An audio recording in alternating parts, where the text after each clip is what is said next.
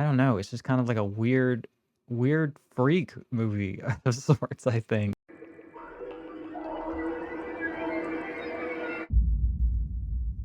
The Black Room. I just want to know one thing up front. Are there any restrictions? Restrictions? No.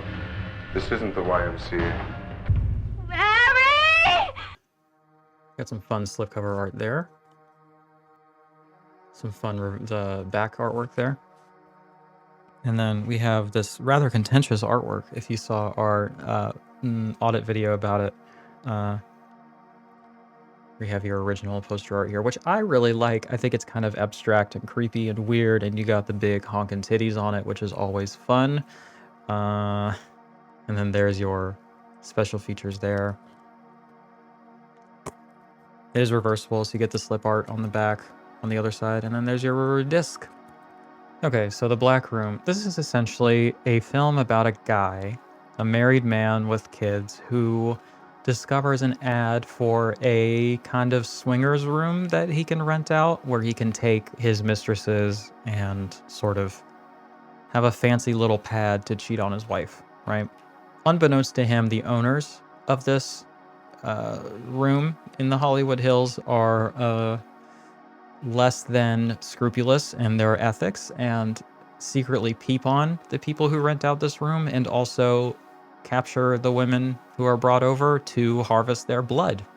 The owners of the establishment are a sort of incestuous pair of siblings, a brother and sister, who the brother is dying of some kind of blood-related ailment, and so they kind of harvest the victim's blood to provide transfusions for him. Some people consider this to be a vampire film. I didn't really think of it that way until I read about it afterwards, and people were saying that, which does make sense, but I kind of read it as more of like, I don't know, it's just kind of like a weird freak movie of sorts, I think. Like, I don't know, I've never seen a vampire film where they harvest blood through transfusion, and it's pretty gross and like tough to watch, but they're not like biting necks and shit, you know? I don't know, I really liked this. It's a really weird, unique, kind of sleazy, kinky film. You know, without getting too much into spoilers or anything, there's some really interesting sort of gender and sexual dynamics between the man and his wife, and there's some interesting explorations of like polyamory in maybe a less than ideal or less than ethical context, but it's still there and it's still interesting to me. There's also like, I don't know, it's just a really sleazy, bloody, unique film. And I really like the vibe of it too. Like, I think it has a beautiful aesthetic to it, and I think that it has some really interesting camera work. Like, the camera is moving a lot and doing some unique things. And I think the performances are all quite good. I think the restoration looks really good. I don't know. I was just kind of into this, you know? If that kind of thing sounds like your jam, like sort of non-normative sexual practices and looks into that sort of thing. If you want another entry into the ICU, this qualifies. And if you want something really bloody and weird, I don't know, I think you could do worse than this. I really enjoyed it a lot, and I landed on a 7 out of 10 for this one. So moving on to the features, there are quite a few, and I thought that they were really good and interesting. So first, there's an interview with the director, Ellie Kenner. He says that he had a different vision for the film, and he wanted to rewrite the script, but was advised not to, which I thought was interesting. There's an interview with the actor Jimmy Stathis, an interview with the actress Claire Korff, which is a really good interview.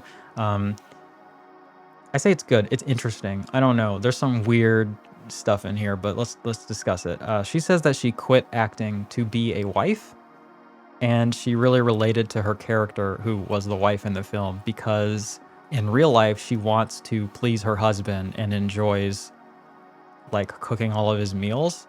It was this weird thing where she was like, I really love that my purpose in life is to like be a wife and serve my husband, and I quit my career as an actor to do this, and it was a great decision. You know what?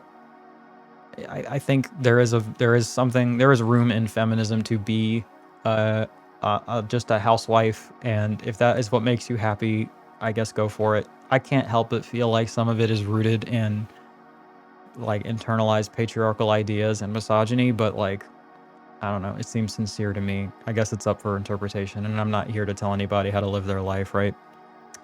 She also says that she originally agreed to do nudity for the film. Like, it just was like, sure, whatever, I'll do that. Like, she saw it in the script, but then when it actually came time to yell action on it, she basically like begged the director to like not do it and got her way on that. So good for her, I guess. There's an interview with the special effects artist Mark Sjostrom. This one made me feel a little bit bad. He kind of discussed how like this was his first professional project as a special effects artist, and like tons of people on set were being like really mean to him and telling him that like he was doing a shit job, and then other people on set would be like, don't listen to them, you're doing great, like they're just mean, it's fine. Oh, my bad. He said it was his second professional project ever. And he said that the effect of the blood extraction was the hardest thing to do and was especially challenging. I don't know. I felt kind of bad for him. Like, he's doing his best, okay? The last interview with people actually on set or actually involved in the making of the film is an interview with the production assistant Lisa Cronin. This is the best one on the disc, I think. I have quite a lot to say about it. She's the daughter of the producer who actually appears nude in the first sex scene. Not her, her father.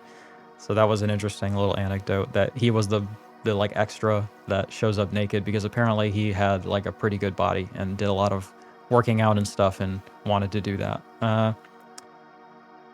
She says how she mostly was just like the caterer that was on set because the entire cast and crew kind of lived in this house as they were making the film, and so she just kind of spent most of the time like cooking food for everyone and running errands, and she would also like act opposite the actors during casting. Her stepdaughter actually plays the little girl in the film, the daughter of the protagonist, I guess. She also talks about how there was like a ton of arguing on set between the two directors between like the amount of sex on screen. I think the guy Ellie wanted it to be like a more tame thing, and then the other guy wanted like to up the sleaze to like sell the film and also like make it sexier and stuff. This next bit is a little bit upsetting. She recalls that like a lot of the actresses on set were crying a lot about their nude scenes and how they would like kind of make little makeshift pasties and covers for their breasts so that they wouldn't be fully nude on screen or whatever. She says that as she watches it today, she appreciates that there are feminist aspects of the story and that the lead has a lot of agency, or the female lead has a lot of agency in how she conducts herself and behaves throughout the film, but she kind of wonders in a post-Weinstein, post-Me Too era, like how many of these actresses were kind of pressured or forced into doing these scenes because like they needed to sell the TNA and everything, and it was clear that they were at least to some extent uncomfortable with doing the scenes. At the time she kind of figured that like, hey, it's in the contract, you got to do it, like even if you're not super stoked about it, like, you know, it's your job and like you signed a contract with these scenes in it, so you got to do it. That was her feeling at the time, but in retrospect she feels like there was probably more to it and that maybe they were pushed to go further than they had originally agreed to and things like this, right? She also says that there were a lot of parties on set to like boost morale, where they would bring in a lot of drugs and a lot of sex workers for the cast and crew, and apparently like during the sex scenes, like all the men on set would kind of like gather around the camera, which is really weird and gross and like not, from what I understand, that's the opposite of professional practice when you're doing intimate scenes. You don't pack like all the jackals around the camera. You know what I mean? Like typically you want that to be a bare bones set. It might have something to do with the reaction these women were having, right? So that's that interview. And then the last feature on it is an interview with Stephen Thrower about the Black Room and the writer Norman Thaddeus Vane. It's an excellent interview, as they always are. Stephen Thrower is the man. Like, you know you're going to be getting a good interview when he's on there. So the guy started as a playwright and changed his name from just Theodore Vane, V-E-I-N, to Vane, V-A-N-E. I guess he thought that sounded harder, which I think it kind of does. Norman Thaddeus Vane is kind of a sick name, so good for him. He had a kind of mixed career of successes and flops as a writer and a director. Speaking of unsavory anecdotes, he married a 16-year-old girl when he was over 20 years older than her, after he had divorced 2 other women. Her parents were understandably less than enthused about this. He had to actually take her to Scotland to get married to get away with it, because they allowed 16 is like their age of consent, or age to get married or whatever, without parents' permission. Just really sleazy, gross shit. He then proceeded to make a film starring Charles Bronson, like, about this very experience. And then he says that The Black Room was based off of his real life experience renting a swingers pad in Hollywood, and he discovered that the owner was like peeping on him the whole time. The film also had significant early use of Steadicam, and Thrower observes that in talking with him during the writing of his book, like, he did a little profile on him, and so he had a lot of conversations with him.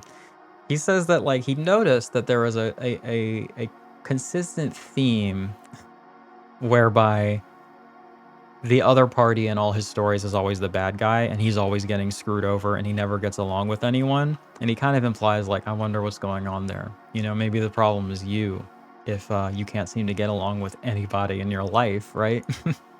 So yeah, I really recommend this film. I really recommend this release. There's some really interesting anecdotes and interviews and all sorts of stuff.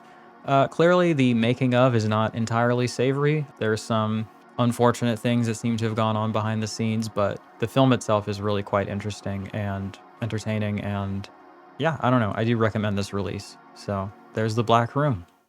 Remember that Satan loves all of their children. Bye. I'd like to take a moment to thank our newest patrons: Caroline, Karma Popo, Just the Discs, Lacey Silberman, Leona, Michael Hutchins, Nicholas, Noel, Paige, and Phil P. I'd also like to thank our accomplices: Anthony Listro, The Boogeyman's Closet, Carlin Cook, Deanna Vave, The Disconnected, Dustin Putman, George Strang, Julie Humphreys, Nosferatu 1334, Peppa Crab, Sasha Bobasha Saurus, and Stephen Perkins. If you'd like to be counted amongst their ranks, the link is in the description.